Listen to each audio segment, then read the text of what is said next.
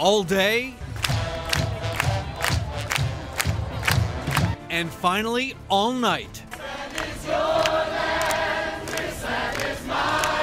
A historic 6-day teacher walkout shuts down Arizona schools. Taking care of all three of them at the same time, trying to do stuff, it's just really hard. When it ends, each side defines victory.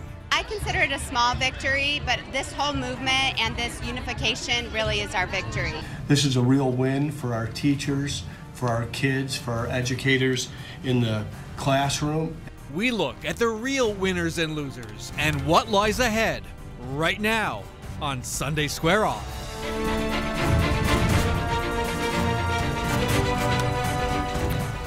Good morning, I'm Bram Resnick. On today's show, we will break down the top takeaways from the historic teacher strike, plus an update on a flip-flop by the proposed Tax the Rich initiative to fund schools. Then, what are freedom schools and why do they get millions of dollars from the legislature without even asking? And finally, a possible legal battle over filling an Arizona U.S. Senate seat. But first, let's review what led up to that teacher strike that ended last week. Let's start in January. Governor Doug Ducey wanted to wait 2 years to extend the Prop 301 sales tax that funds schools, and he offered teachers a 1% raise for next year.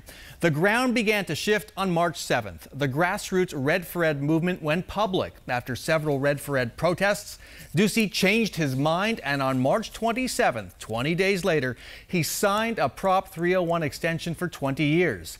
Now let's jump to April 10th. Ducey famously said he won't meet with the teachers union because it's playing politics. The next day, Red for Ed said it would go on strike. 24 hours later, Ducey announces a 20% pay raise for teachers over 3 years. And finally, April 26th, a historic 6-day strike by teachers kicks off with 50,000 people marching to a rally at the Capitol. A day later, Ducey lines up the Republican votes he needed to approve those raises. And at 6 o'clock in the morning, last Thursday, the governor signed his teacher pay package into law.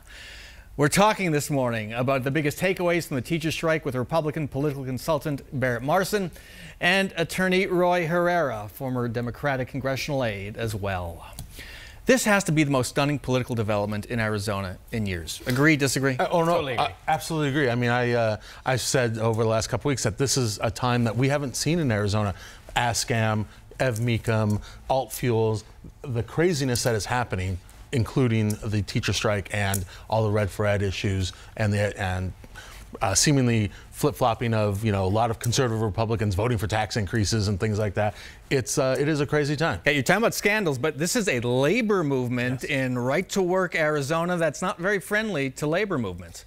Yeah, that's correct. I mean, I haven't seen anything like this in my years in Arizona politics. You know, on that Thursday when the strike began, seeing the tens of thousands of people walk down downtown Phoenix, something I've never seen before. And, you know, you pointed out in this intro on the timeline, extraordinary that we went from where we were a short 2 months ago, 3 months ago, to where we are now. Okay, so here's a big question. How and why did that happen in such a short time? The extraordinary efforts of the Red for Ed movement, the teachers and educators that participated in that, forced Governor Ducey time and time again to change his position on issues, on tax issues, on education funding and teacher raises.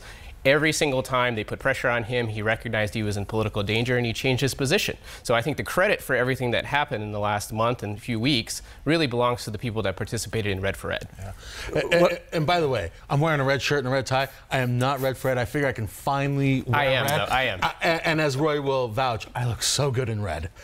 Okay.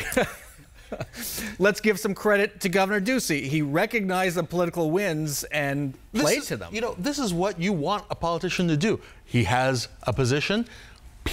Many people come out and tell him there is a different position he should have. He doesn't flip-flop. He doesn't change. What he does is he reacts to the people and he says, all right, this is what you want. You know what? And it's a growing movement and it's a huge movement. You know what, I'm going to give it to you.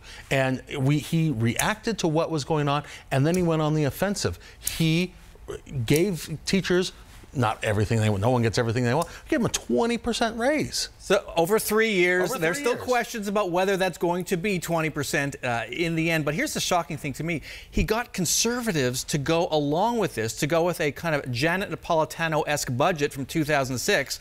with some big revenue projections. I was in the legislature, was a staffer in the legislature in 2006. This is a lot different because we had seen years of growth. Jan Napolitano grew government double digits. This is much different because the state government has not been growing at that pace. So yes, we're going to grow government here a little bit, but we haven't had 7 years straight of this kind of growth. So that's a huge difference. Well, I think what you're describing there that Governor Ducey has done is not exactly courageous, right? I mean, only a few weeks ago he offered a 1% teacher raise. That was his answer to the teachers' concerns. That would have been pennies on the dollar, paycheck to paycheck for some teachers. And then suddenly he faces this strike.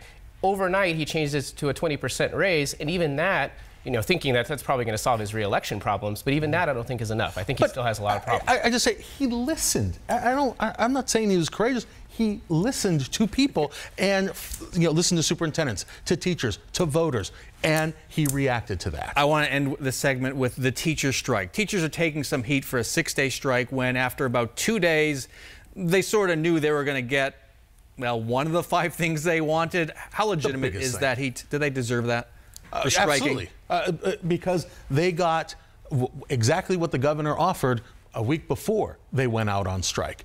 And they didn't get anything on else. paper. He didn't have the votes to pass it. Okay, but he had just proposed it. You got to give him time to actually get everyone, where's the plan? Hey, he had created it. It was in the works.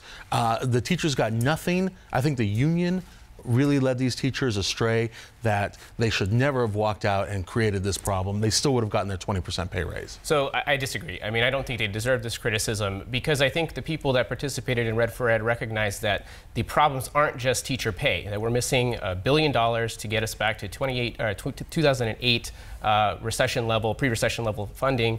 They recognize that we have to do more, and I think that's what this last week has been about, is that we have to do more with funding, we have to help our support staff. These are still unanswered questions as a result of this last couple of days. All right, we're going to end it there.